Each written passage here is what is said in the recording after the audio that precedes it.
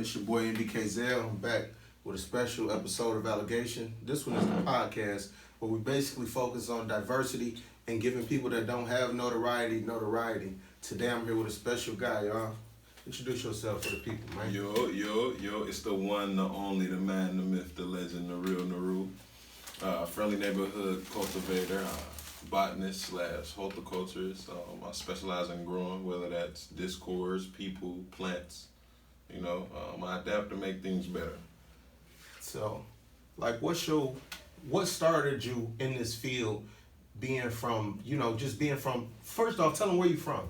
I'm from Detroit, Michigan, born and raised. I'm from right around the way. Okay, so by you being from these parts, around a certain neighborhood, in a poverty neighborhood, people not really looking at the type of lifestyle you live, being all the things that you are. How did you come to grips of even being this type of person to life?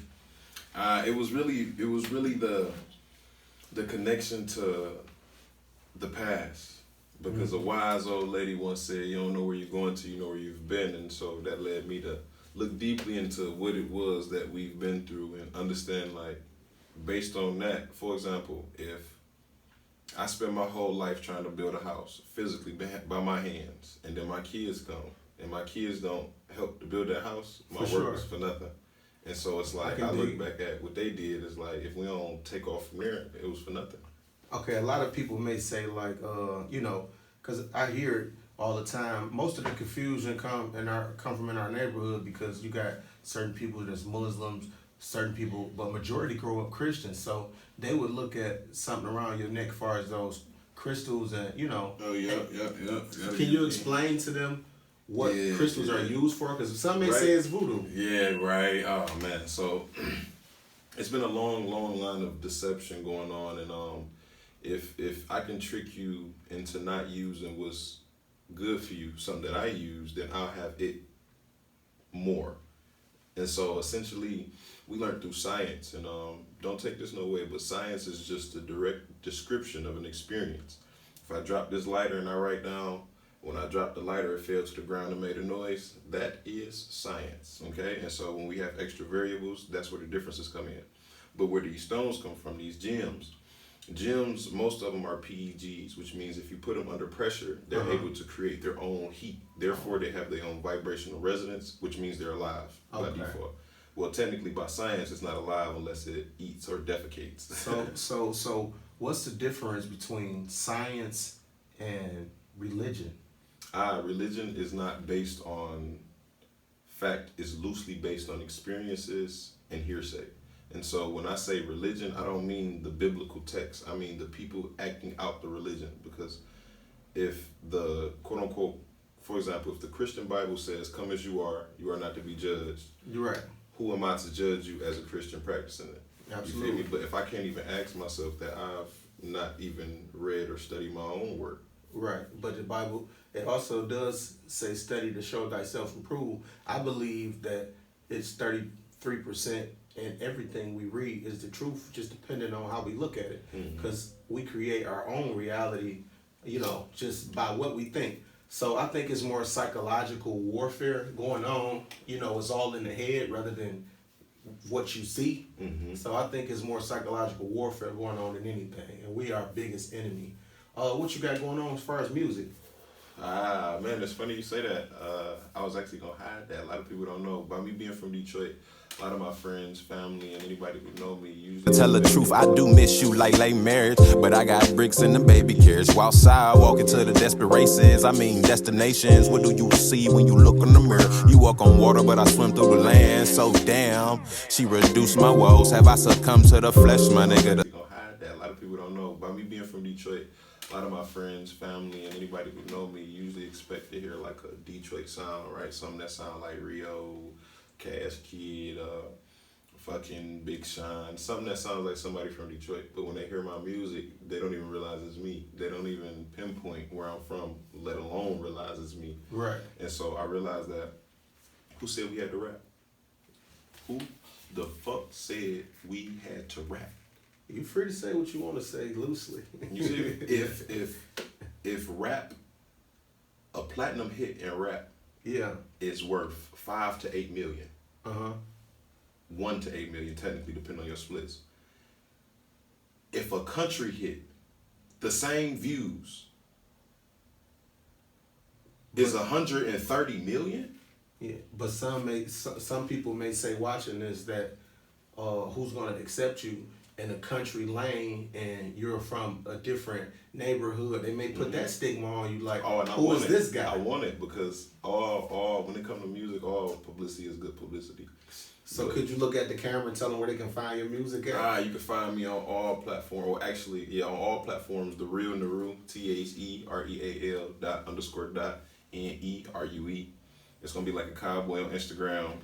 It's gonna kind of be the same type of vibe on all different platforms. You can see YouTube, TikTok, Twitch, Instagram, Facebook, everything, like everything.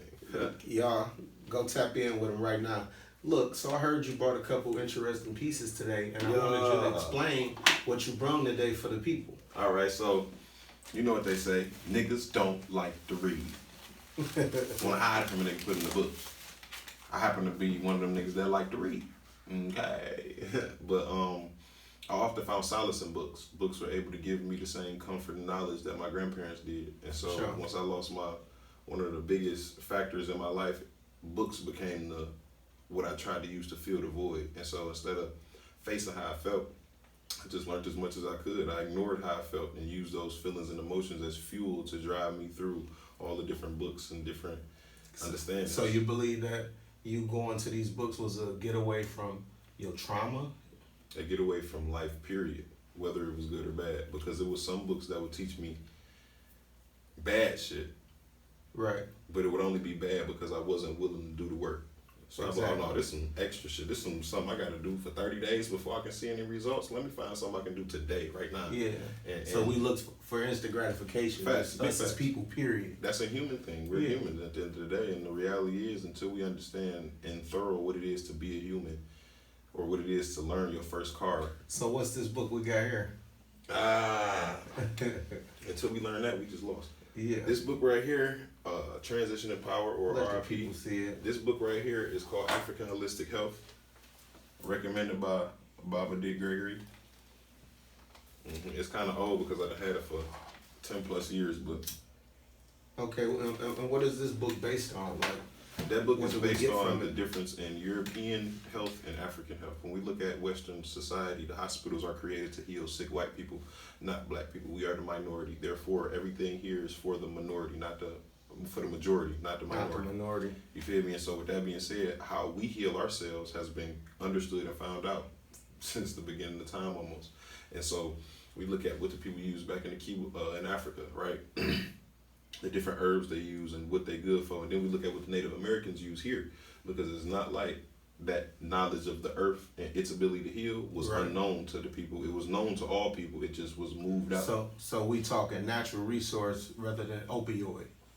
Yeah, but even so, every medicine in the world come from a plant. Okay. It's either one piece of that plant that they take out, synthesize, and get it by itself, or the whole plant, and they just don't tell you the plant name, they tell you the scientific name. So for example, we know what cannabis is. Absolutely. Right? We know what weed is. Yeah, but let me hit them blunts. Yeah. Yeah, man. But in a laboratory, it's called cannabis sativas, all of them. And then you go down to the specific genetics of land race, Africa, Europe, America, shit like that. They're all diagnosed or labeled as cannabis sativas. Okay. Right? And so with that being said, we're able to see that even the government don't know, because sativa, indica, that's based on the region it's in. Indicas are usually short, stocky plants that like to grow in the cooler air, and sativas are plants that are a little bit skinnier and taller that like to grow in the heat. And so when we dive into it, we see the ability to use these plants, because Sheng Zhao, the father of medicine, 20,000 years ago, found out that cannabis, eucalyptus, mint, and a bunch of other herbs were extremely helpful with the human body, especially during ailments, training, just normal day-to-day life, menstrual for women, the whole nine. And so with that being said, cannabis single-handedly was called the miracle drug. Right. It could fix anything. And this is what Shung Zhao, the father of medicine, somebody who's not even from America. He has no ties to Northern American. All his studies have been done. Yeah, but you know, our people originally, we was from everywhere. There's nowhere where we weren't from. So everywhere we go around the world, whether it's overseas or in seas or in America, we're at home. Essentially, yeah. I mean, yeah. What else you got right there, man? Oh yeah, then we got the mortar and pestle, right? When we mixing our herbs together, right? Say you want to make you some fresh mint to go in your tea, anything. The importance of the mortar and pestle is the energy that is created from this. This is not just a regular mortar and pestle. This happened to be marble, right? And so just from using the marble, it creates a frequency that is healing, right? Almost like a sound bowl. But that frequency is now charging the herbs that you are using to therefore increase the potency. But that's just allegedly. All right, allegedly. We are on allegations, right? Okay, that was it? Mm-hmm. Okay, so. Yeah. Look, y'all, I had a ball kicking it with you. Just a short segment on getting a chance to introduce you and what you got going on in life. I really appreciated your company. Thanks for having you. This is a great friend of mine too, guys, also. So I just wanted him to come spread some of his knowledge that he had to the world. And some of those words, y'all should try to go look them up for yourself, because I know the comments going to be crazy. And I know y'all going to discredit this. Everybody got something to say, but all comments are welcome. Hey, it's okay. If you got something to say it. Please, I want you to. This was a special No episode of Allegations. Stay tuned. Ain't no telling who you may see next on Allegations, the podcast.